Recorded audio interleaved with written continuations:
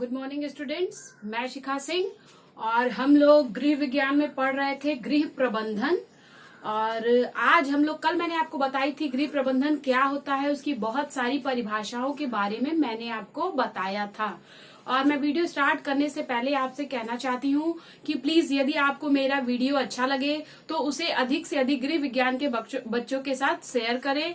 और आपको जो भी लगे, अच्छा लगे और आप क्या इम्प्रूवमेंट चाहते हैं वो आप कमेंट बॉक्स में कमेंट कर सकते हैं। और जो भी नए लोग हैं जो मेरे चैनल को देख रहे हैं वो मेरे चैनल को जरूर सब्सक्राइब करें।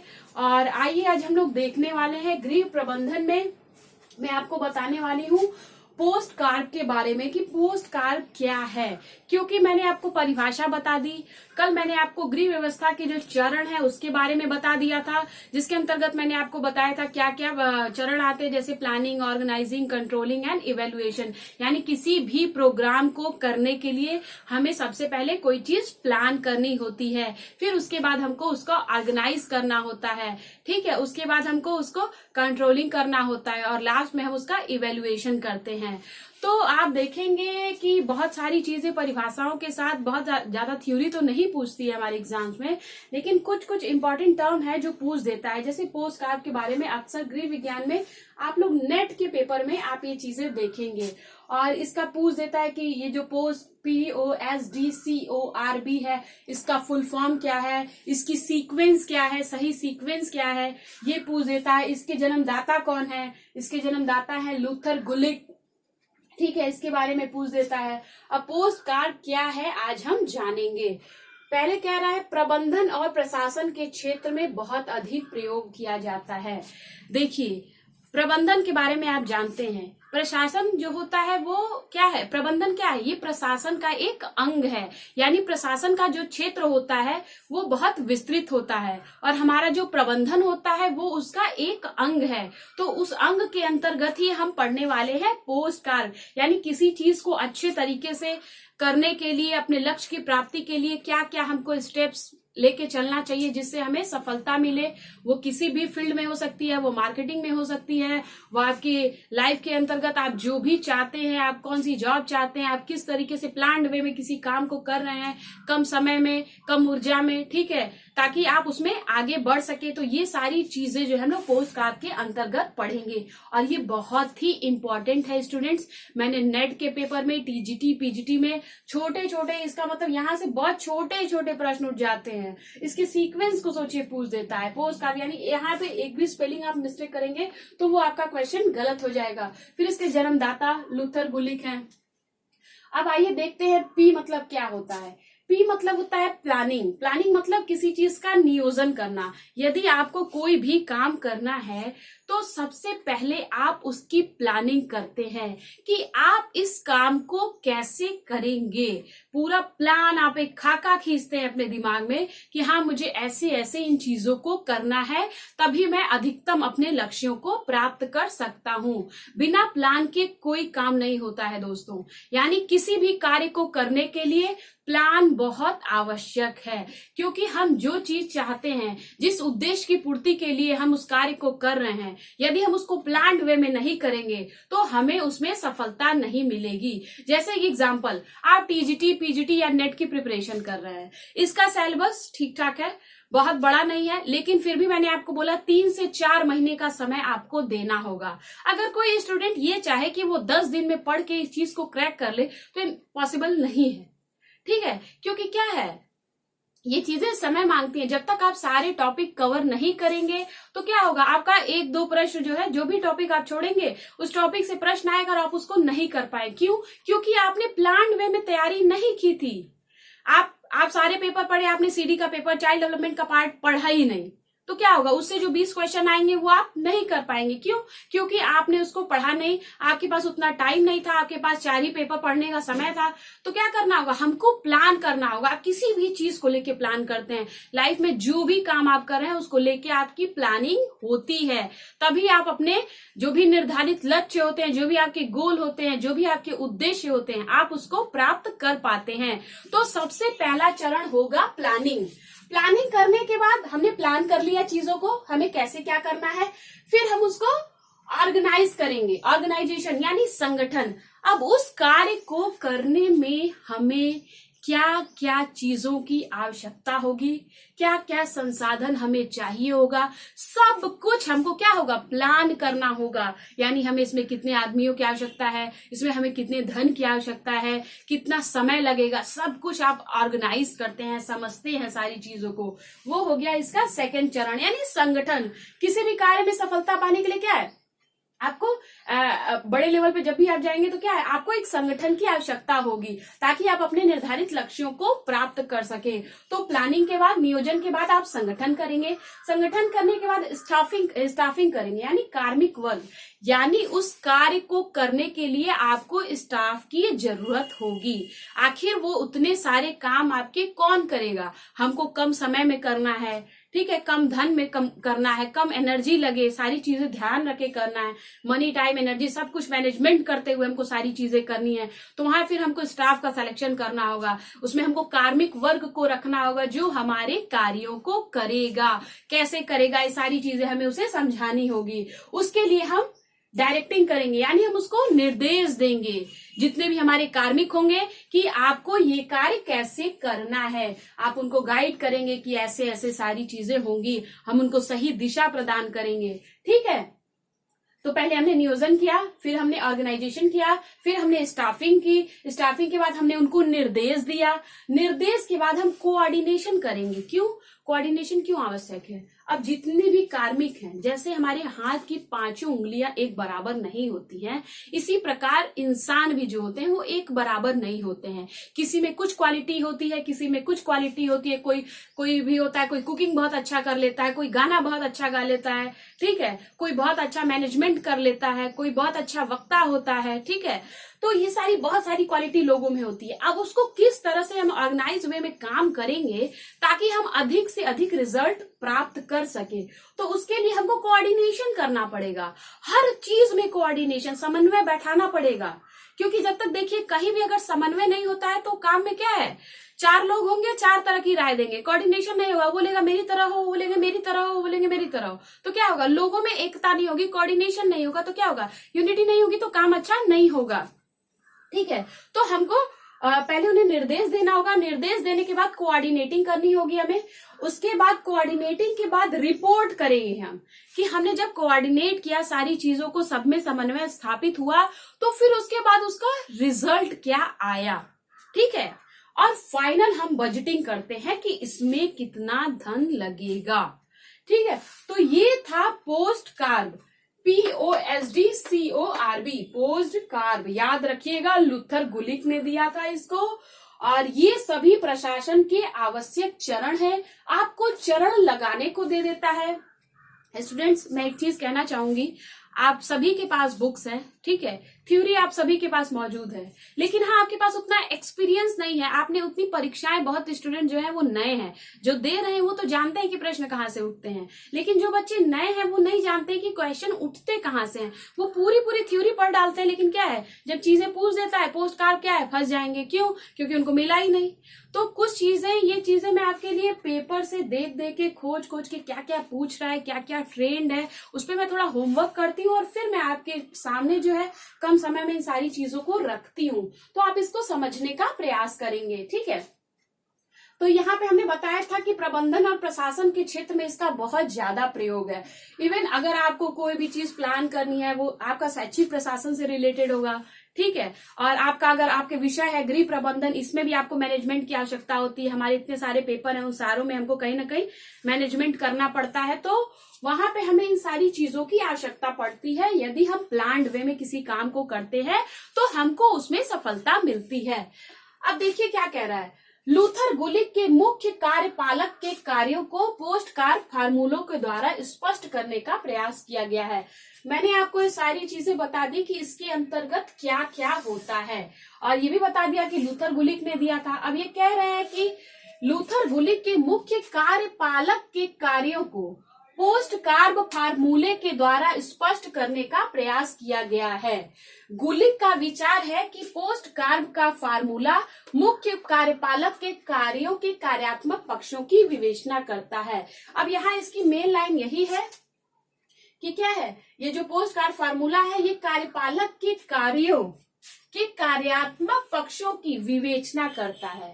यानी जो भी हमारे मुख्य कार्यपालक हैं, यानी जो भी हमारे स्टाफ हैं जो काम को कर रहे हैं, ठीक है, ये क्या कर रहा है, ये उनके कार्यात्मक पक्ष यानी ये जो भी कार्य कर रहे हैं उसकी विवेचना कर रहा है। फार्मूले का प्रत्येक शब्द किसी न किसी गतिविधि को अभिव्यक्त करता है।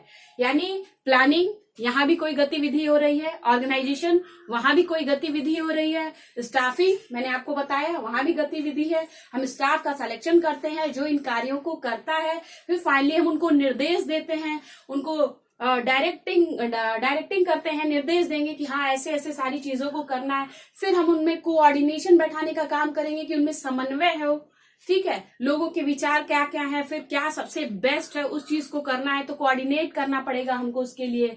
फिर फाइनली हमको रिपोर्टिंग करनी होगी, रिपोर्ट करने के बाद हम बजटिंग करेंगे। ये था पोस्ट कार्ड। यहाँ से स्टूडेंट्स हमेशा प्रश्न उठते हैं, ठीक है, वो टीजीटी हो, पीजीटी हो, नेट हो, जेआरएफ हो या हायर हो।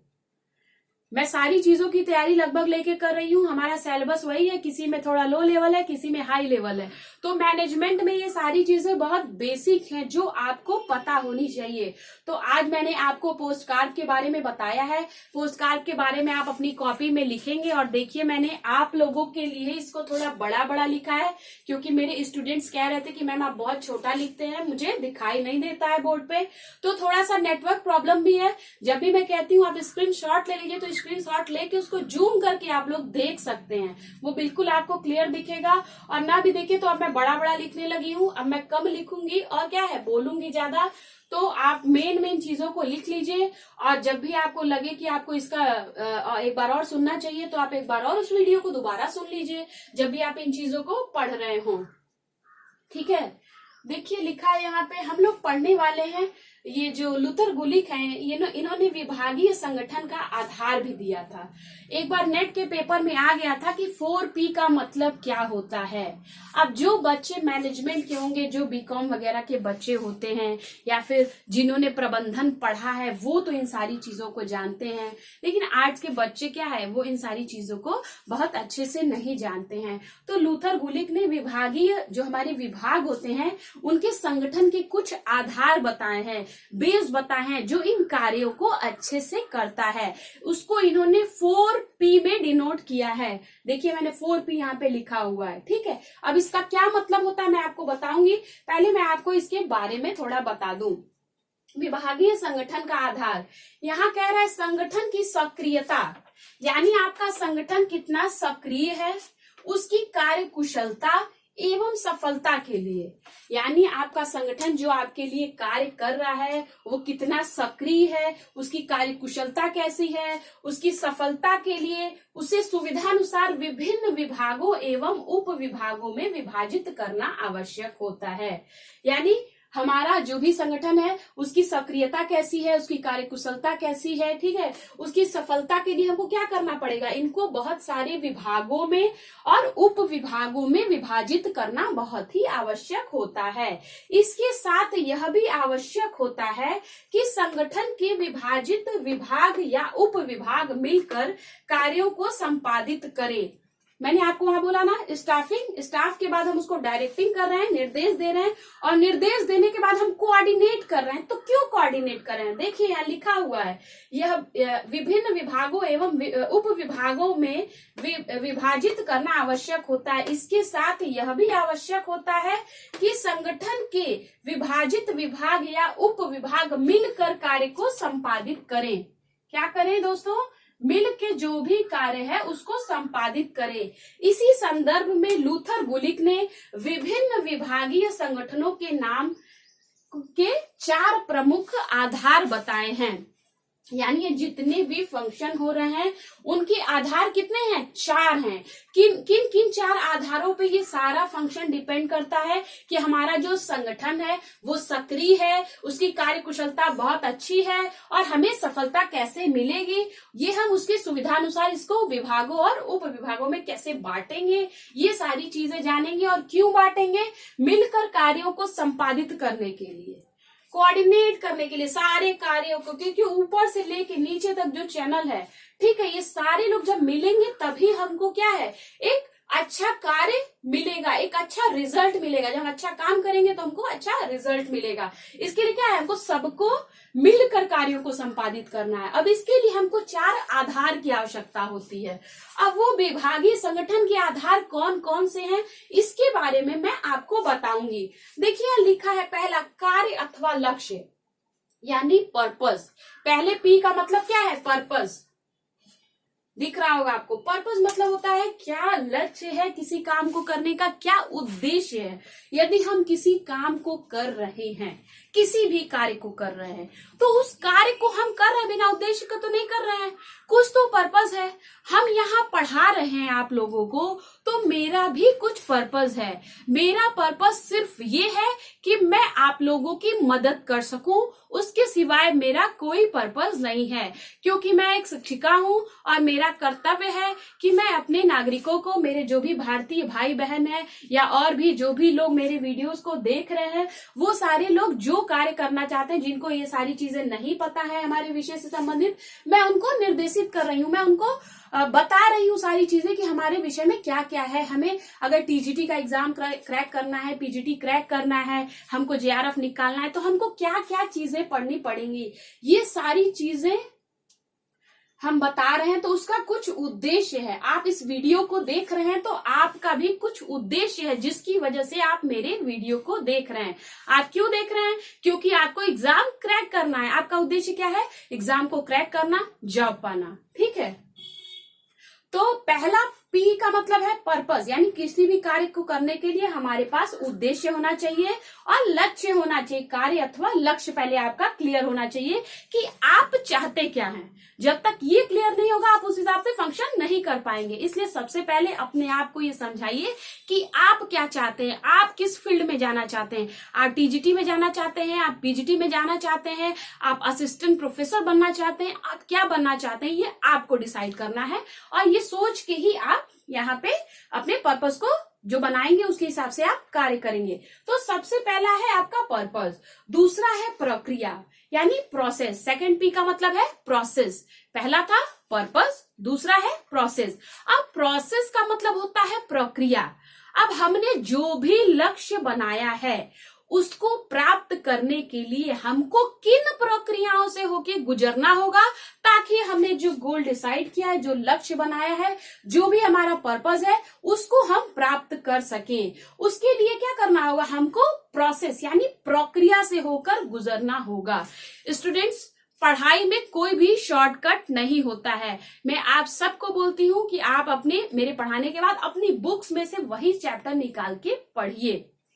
क्यों कहती हूँ, मैं चाहती तो बोलती शॉर्टकट है और ये 5 मिनट में आप वीडियो सुन लीजिए और इसको आप लिख लीजिएगा, आपका हो जाएगा। नहीं, आपको थ्योरी पढ़नी होगी। क्यों पढ़नी होगी, अपने लिए पढ़नी होगी। उस प्रक्रिया में अगर कहीं घुमा के चीजें पूछ देंगी तब आप फंस जाएंगे। इससे अच्छा है कि आप अच्छे से पढ़िए, पूरा प्रोसेस से आप चलिए। तो क्या होगा, एक बार आपकी जब तैयारी हो जाएगी तो आपके सारे एग्जाम निकलने स्टार्ट हो जाएंगे। तो अब हमको पहला तो हमारा पर्पस था, पर्पस के बाद हमारा है प्रोसेस। प्रोसेस के बाद आता है पी फॉर पर्सन, यानी वो व्यक्ति कौन है जिसके ये सारे लक्ष्य हैं, जो इन प्रक्रियाओं से गुजरना चाहता है। वो है मेन इसमें वो व्यक्ति जो ये चाहता है। ये सारी सुविधाएं मेरे पास होती है। मेरे पास ब्लैक बोर्ड है, मेरे पास फोन है, मेरे पास ट्राईपैड है, इस कार्य को संचालित करने के लिए मेरे पास माइक्रोफोन है, सारी चीजें मेरे पास है। लेकिन जब तक मैं नहीं चाहती, मैं यहाँ खड़े होके आप लोग को नहीं पढ़ाती। तो वो व्यक्ति बहुत इंपॉर्टेंट होता है, जो इन सारी जो भी हमारे उद्देश्य है, प्रक्रिया है, उसको करने के लिए कौन चाहिए, आपको व्यक्ति चाहिए। तो तीसरा इंपॉर्टेंट पी है पर्सन। पर्सन के बाद चौथा इंपॉर्टेंट पी है प्लेस। प्लेस मतलब स्थान, यानी किसी कार्य को करने के लिए कौन सा स्थान आप चुनते हैं। हर काम को हर जगह तो नहीं किया जा सकता है। एग्जैक्ट उसका कोई प्लेस होगा जहां पे आप उस काम को करेंगे और सफलता हासिल करेंगे। तो स्टूडेंट्स, मेरा ये बताने का मेन मकसद यही था कि मैंने बहुत बार नेट के एग्जाम दिए हैं, मेरा 4 टाइम नेट क्लियर है और देते देते इंसान को एक्सपीरियंस हो जाता है। स्टूडेंट्स, मैं तो आपकी हेल्प कर रही हूँ, लेकिन जब मैं तैयारी कर रही थी मुझे किसी ने हेल्प नहीं की थी और मुझे बहुत समय लगा इसीलिए इसमें सफलता प्राप्त करने के लिए। ठीक है, लेकिन लगातार प्रयास करने के बाद मुझे सफलता मिली और इसीलिए जो मेरे पर्सनल एक्सपीरियंस है वो मैं आपके साथ शेयर कर रही हूँ। तो ये सारी चीजें मैंने नेट के पेपर में, टीजीटी पीजीटी में ऑलरेडी देखी है और ये सारा आप देखिएगा। जो भी बच्चे प्रीवियस ईयर का पेपर सॉल्व कर रहे होंगे इस समय, मैंने उनको कहा है कि मैं जब भी वीडियो डालूं वो तो ठीक है, लेकिन आप प्रीवियस ईयर के जो पेपर हैं उसको भी आप प्रॉपर देखते रहिए, उसको सॉल्व करते रहिए। उसमें देखिए क्या नई चीजें हैं जो आपको नहीं पता है, उसको सर्च करिए और उसको पढ़िए। और सारी चीजें किताब में नहीं मिलेंगी।